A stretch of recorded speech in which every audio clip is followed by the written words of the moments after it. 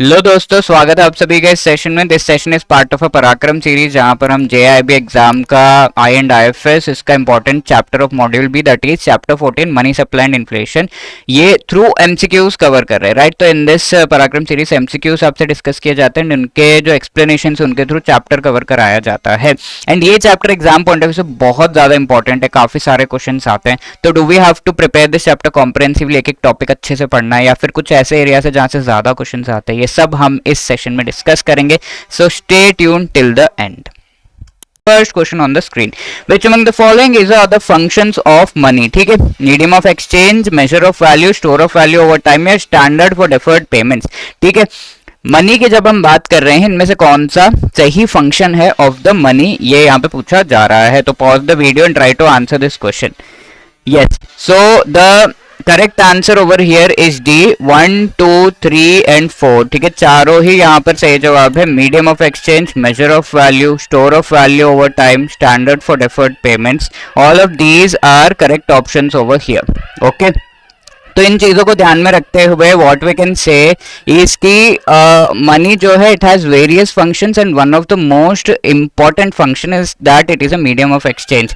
पहली बात, अगर हम बार्टर सिस्टम की बात करें तो ये एक तरीके से एक मीडियम ऑफ एक्सचेंज होता था, जहां पर आप एक प्रोडक्ट को दूसरे प्रोडक्ट के साथ एक्सचेंज करते हैं। एंड जब ये एक्सचेंज होता है तो आमने सामने एक दूसरे के जो वांट्स एंड नीड्स है वो फुलफिल होते थे। इसी तरीके से आज के डेट में अगर हम देखें, मनी जो है it is a medium of exchange. आप किसी भी प्रोडक्ट को इस मनी के साथ जो है एक्सचेंज कर सकते हैं, राइट। आप मनी देंगे तो सामने से वो आपको वो प्रोडक्ट दे देगा। Second thing is it is a major of value, जहां पर हम ये कह सकते हैं कि किसी भी चीज की वैल्यू डिसाइड करने के लिए मनी यूज होता है। आप ये पेन देखो तो इसकी वैल्यू क्या है, सम 1000 रुपीज, 500 रुपीज, जो भी है, मनी से आप बता सकते हैं, isn't it. Then store of value over time, अगर आपके पास थोड़ा पैसा है तो over time you can use that money in certain ventures, और आप इन्वेस्ट कर सकते हैं, आप उसे आफ्टर सम डेज जो है यूज कर सकते हैं as and when required. And साथ के साथ standard for the deferred payments, यानी कि अगर कोई कॉन्ट्रैक्ट्स है तो उन कॉन्ट्रैक्ट्स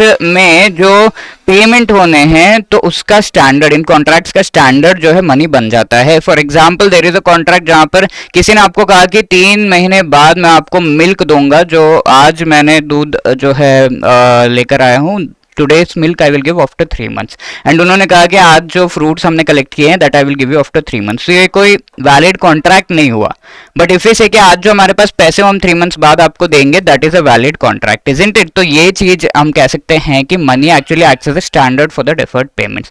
तो ये चारों चीजें सही है यहाँ पर। All the 4 are the functions of the money, and so 1, 2, 3 and 4 D will be the right answer over here. ठीक है, तो दीज आर द 4 जो फंक्शंस है उनके बारे में मैंने आपको ऑलरेडी बता दिया। Now here is the second question, which among the following is the components of reserve money. Actually ये जो चैप्टर है ये थोड़ा लार्ज है, तो 2-3 पार्ट्स में हम कवर करेंगे। फर्स्ट पार्ट आज हम डिस्कस कर रहे हैं यहाँ पर। तो रिजर्व मनी के कंपोनेंट्स इसमें से क्या है।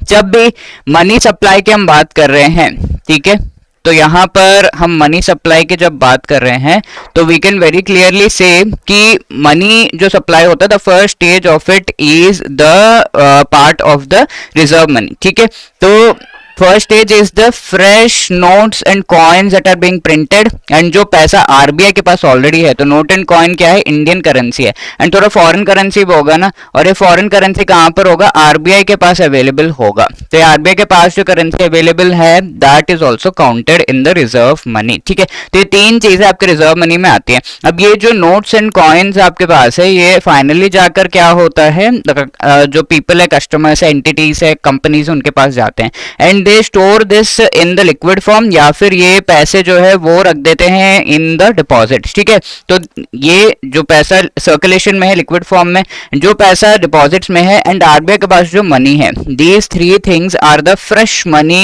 रिजर्व मनी, जो सप्लाई होता है in the initial stage. Okay, तो that is why we can say the components of reserve money are currency with the public, deposits, other deposits with the RBI. ठीक है, तो मनी सप्लाई का पहला stage है ये, as the name of this chapter is. Okay, तो all the three things are the components of the reserve money and that is why D 1, 2 and 3 will be the right answer. ठीक है, money supply की अगर हम बात करें, तीन चीजें हैं। पहला तो नोट जो प्रिंट होते हैं, नोट कौन प्रिंट करता है एक्चुअली, आप if you see the notes you will see कि उसके ऊपर आरबीआई के गवर्नर का सिग्नेचर्स होता है, that is why we can say the notes are being printed by the RBI. Coins की जब हम बात कर रहे हैं, इस पे गवर्नमेंट ऑफ इंडिया का सिंबल होता है, तो the coins are minted by the government of India. The third thing is पैसा जो अवेलेबल है विद आरबीआई, जो कि foreign central banks, international organisation से आरबीआई ने फॉरेन करेंसी इकट्ठा किया हुआ होता है, which is also known as the foreign exchange reserve या फिर फॉरेक्स रिजर्व, जो आरबीआई के पास अवेलेबल है।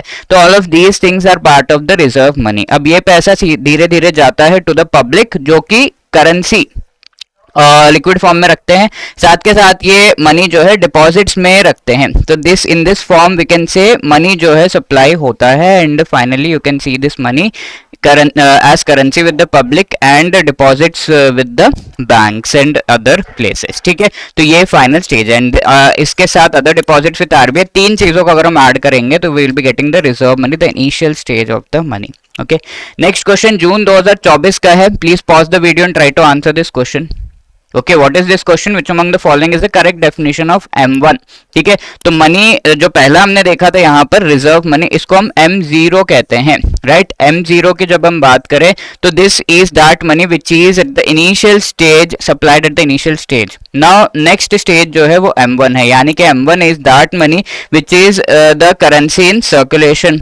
सर्कुलेशन में जो करेंसी है, ये पहली चीज है। दूसरी चीज है जो मनी अवेलेबल है विद द बैंक, और वो भी बैंक के पास दो तरह के डिपॉजिट्स होते हैं ना, डिपॉजिट के फॉर्म में अगर हम देखें। पहली बात तो डिपॉजिट्स की जब हम बात कर रहे हैं तो डिपॉजिट दो जगह पर होते हैं।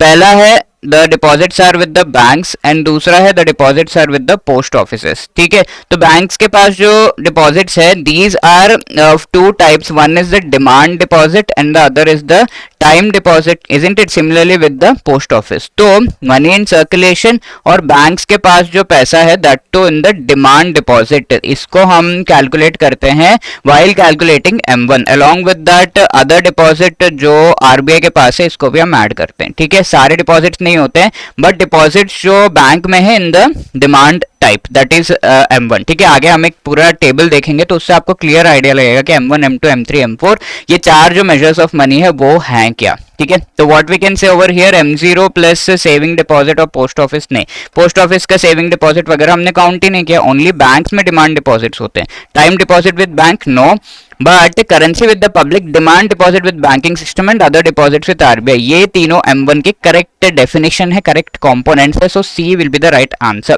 Is it clear? आरबीआई ये चार जो है मेजर्स ऑफ मनी सप्लाई, इनको कैलकुलेट करता है so that it can keep track of different amounts of money that are available, kinds of money that are available in the economy. सबसे पहला यहाँ पर है, वी कैन से कि जो डिपॉजिट्स है इनको हम डिवाइड कर सकते हैं। जनरली हमने देखा जो मनी सप्लाई होता है वो currency with public, other deposit with RBI, normal deposit. तो डिपॉजिट कहाँ कहाँ हो सकता है, बैंक में as well as post office में। अब बैंक में दो तरह के डिपॉजिट्स है, demand and time, post office में दो तरह के डिमांड एंड टाइम डिपॉजिट्स। ठीक है, अब इनको अगर हम देखें, we can very clearly understand कि पहला जो मेजर ऑफ मनी है that is M1 measure of money, currency with the public. Then इसमें वी हैव सीन कि currency with the public, other deposit with RBI, demand deposits, ये तीन चीजें mainly होती हैं, बाकी कुछ नहीं। ठीक है, इसके अलावा if let us take an example कि let's say currency with the public 100 rupees है, अदर डिपॉजिट विद आरबीआई 100 है, तो demand deposit with the bank जो है वो 100 है और टाइम डिपॉजिट थोड़ा ज्यादा होगा, लेट अस से दिस इज 500। पोस्ट ऑफिस में कम ही पैसा होता है, लेट्स से 50 डिमांड डिपॉजिट में, 100 जो है टाइम डिपॉजिट में। इस तरीके से just for calculation purpose we will be using this thing. तो M1 का वैल्यू कितना हो जाएगा, it is currency with the public that is 100 rupees plus other deposit with RBI 100 rupees plus only demand deposit in the banks तो 100 rupees. तो total कितना हो जाएगा, 300 M1 का वैल्यू हो जाएगा। Isn't it? Just for example, for understanding purpose. अब M2 क्या है, इसमें आपके पोस्ट ऑफिस के डिमांड डिपॉजिट्स भी आ जाते हैं। तो if we add these things 300 तो आपका M1 हो गया, इसमें एक्स्ट्रा क्या आ रहा है पोस्ट ऑफिस के डिमांड डिपॉजिट, तो ऐड दैट ऑल्सो 50 रुपीज, तो 350 आपका M2 हो जाता है। तो M2 एंड M4 में पोस्ट ऑफिस के डिपॉजिट्स भी आ जाते हैं। अब M3 is the most important kind of major of money supply जो कि आरबीआई एक्चुअली यूज करता है फॉर वेरियस कैलकुलेशंस। M3 को हम ब्रॉड मनी भी कहते हैं। M3 इतना इंपॉर्टेंट क्यों है? बिकॉज M3 में हम सारा जो डिपॉजिट जो बैंक में है उनको कंसिडर करते हैं, राइट। तो currency with the public, other deposit with RBI, demand deposit and time deposit in the banks. Post office को हम नहीं कंसिडर कर रहे हैं व्हाइल कैलकुलेटिंग M3। तो कितना वैल्यू हो जाएगा? 100, 500 और ये 200, ठीक है। तो 100 plus 300 which is 800 rupees is the amount. Okay, now M4 is everything included, ठीक है। चारों चीजें सब कुछ अगर हम ऐड कर दें तो 800 में और 150 ऐड करेंगे तो 950 इज द M4 वैल्यू, ठीक है। M4 में पोस्ट ऑफिस के दोनों टाइप के डिपॉजिट भी आ जाते हैं। तो M3 is actually called broad money, M1 is called narrow money. Okay, M1 को हम नैरो मनी कहते हैं। ये दो नेम्स आप याद रख सकते हैं। आगे हम ब्रॉड मनी के काफी कैलकुलेशंस देखेंगे।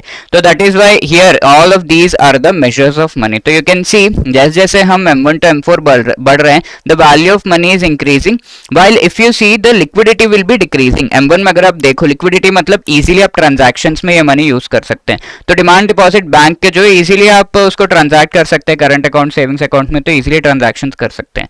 But time deposits FD RD में एफडी तोड़ो and then you have to go. Post office के जो डिपॉजिट्स है वो भी थोड़ा डिफिकल्ट ही है, क्यूआर स्कैन करके वगैरह आप ट्रांसफर नहीं कर सकते, ये फैसिलिटीज अभी नहीं है। तो इस वजह से वी कैन से M1 जो सबसे लिक्विड है, सबसे इजीली ट्रांजैक्शंस में यूज कर सकते हैं। M2 the liquidity reduces, 3 and 4 the liquidity keeps reducing in this manner. Okay, तो this is what is the thing with respect to measures of money supply M1, M2, M3, M4। I hope ये table देखकर आप कभी भी इसको भूलेंगे नहीं। Book में थोड़ा अजीब सा ही फॉर्मूला ये वो दिया हुआ है, बट यहाँ पर टेबल के थ्रू आप इजीली याद रख सकते हैं। Now this is your fourth question of this particular chapter. मई 2023 का ये क्वेश्चन है, काफी इंपॉर्टेंट है बट इसको समझने में थोड़ा सा डिफिकल्टी होता है फ्रॉम द बुक। तो we will try to understand this in a very lucid manner. तो यहाँ पर देखिए क्या दिया हुआ, consider the following: net bank credit to the government, bank credit to the commercial sector, net foreign exchange assets of banking sector, government currency liabilities, net non monetary liabilities of the banking sector. ठीक है, तो ये 5 हमारे जो है components चीजें दी हुई हैं। Which among the following is the correct with respect to the sources of money supply M3। M3 के जो सोर्सेज उनके बारे में यहाँ पे पूछा हुआ है। तो इफ वी सी M3 क्या है, ब्रॉड मनी है। तो यहाँ पर पैसे कहाँ कहाँ से आते हैं, राइट? तो वी हैव ऑलरेडी सीन कि जो पैसा है वो आता है फ्रॉम द आरबीआई, जो नोट्स प्रिंट होते हैं, from the government of India जो कॉइन्स मिंट होते हैं, एंड आरबीआई के पास अगेन अदर करेंसीज जो होते हैं अपार्ट फ्रॉम रुपीस वो है। अब आरबीआई और गवर्नमेंट ऑफ इंडिया यहाँ से ये पैसा कहाँ कहाँ जाता है, ये पब्लिक के पास जाता है, ये फॉरेन एक्सचेंज में यूज होता है करेंसी लेने के लिए, ये यूज होता है कमर्शियल सेक्टर यानी कि जो कंपनीज है उनके पास जाता है, अदर स्टेट गवर्नमेंट्स वगैरह के पास जाता है। ठीक है, बट ये जाता है through the banks and government of India. तो बैंक्स क्या करते हैं, थोड़ा पैसा अपने पास रिजर्व में रखते हैं, बाकी लोन्स में ऐसे इकोनॉमी में भेज देते हैं, तो थोड़ा पैसा रिजर्व में चला गया। अब ये जो रिजर्व में पैसा है इसे हम net non monetary liabilities of the banking sector कहते हैं। तो जब ये आगे गया M3 मनी बनने, तो ये पैसा तो रह गया, ये तो माइनस होना चाहिए because this is not there. जैसे 100 रुपीज गया, इसमें से 20 रुपीज रिजर्व में है, बाकी 80 रुपीज जो इकोनॉमी में चला गया। तो this is the actual broad money M3। ठीक है, सोर्सेस क्या है यहाँ पर, तो वी कैन से ये चारों तो है बट ये वाला नहीं है। ठीक है, तो we will add all of this, but ये वाला पार्ट जो है 100 में से 20 हम सबट्रैक्ट कर देंगे। तो दैट इज द थिंग। तो ये इसे हम नेट नॉन मॉनेटरी, क्योंकि ये मनी के फॉर्म में यूज ही नहीं हो रहा, रिजर्व में पड़ा हुआ है। लायबिलिटी है बिकॉज इस पे कोई प्रॉफिट अर्न ही नहीं हो रहा, that is what is called net non monetary liabilities of the banking sector. Is it clear? इस तरीके से ये चीज माइनस हो रही है, बाकी सब ऐड होगा। That is why 1 + 2 + 3 + 4 -5 is the source of money supply M3। Is it clear? So B will be the right answer over here. ठीक है, C नहीं, B यहाँ पे सही जवाब है। I hope that is very very clear to you. अब ये चीज आपके बुक में दी हुई है, सीधा सीधा फॉर्मूला दिया हुआ है, तो nothing is so much understood. So we will see reserve money, banks क्या करते हैं, थोड़ा रिजर्व में पैसा रख लेते हैं, बाकी पैसा ट्रांसफर करने लगते हैं गवर्नमेंट्स को, commercial sector, foreign exchange, public, सभी को। पब्लिक क्या करती है, इसको स्पेंड करती है या फिर इसको सेव कर देती है in the form of deposit. अब इसी चीज को टेक्निकल टर्म्स में देखें, एज आरबीआई मेंशन्स इट, तो वी कैन से जो भी पैसा है एकदम रॉ फॉर्म में, reserve money goes to government of India and banks. अब यहाँ से ये जाता है to the government, to the commercial sector, it will go to the foreign exchange liabilities, government currency जो पब्लिक के पास जाता है, ऑल ऑफ दिस इन सभी के पास जाता है। बट थोड़ा सा पैसा बैंक के पास रह जाता है in the form of reserve, which is called net non monetary liabilities of the banking sector. तो that is why broad money को कैलकुलेट करते हुए ये सारे जो सोर्सेस है ये ऐड होंगे, बट ये सब्ट्रैक्ट हो जाएगा because this is not coming as part of the broad money. अब ब्रॉड मनी के कंपोनेंट्स क्या क्या है, ये तो सोर्सेस हो गए, ठीक है, ऊपर वाले। अब कंपोनेंट्स क्या क्या है, जो मनी सर्कुलेशन में है और जो पैसा बैंक में डिपॉजिट के फॉर्म में, एंड अदर आरबीआई के जो डिपॉजिट्स हैं इन अदर करेंसीज, वो, ठीक है।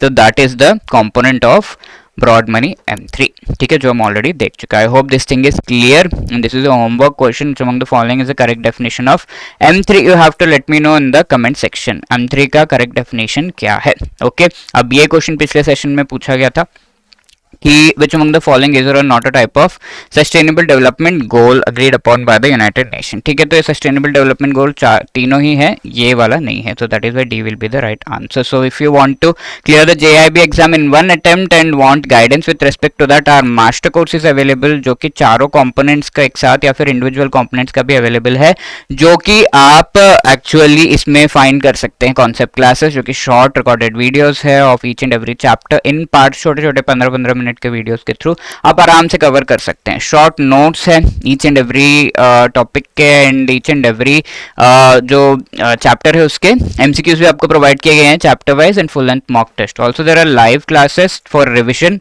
Before the exam which will help you in revising all of the topics, ठीक है। JIB 75 कोड को यूज करके आप 75% का डिस्काउंट भी पा सकते हैं on this particular course. Okay, the link is given in the description, do hurry up and join this because time अभी सही है to start the preparation. Also we have a live crash course जिसमें आप enroll कर सकते हैं, the link is given in the description for the same.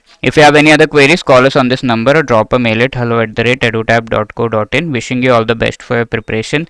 Thank you so much.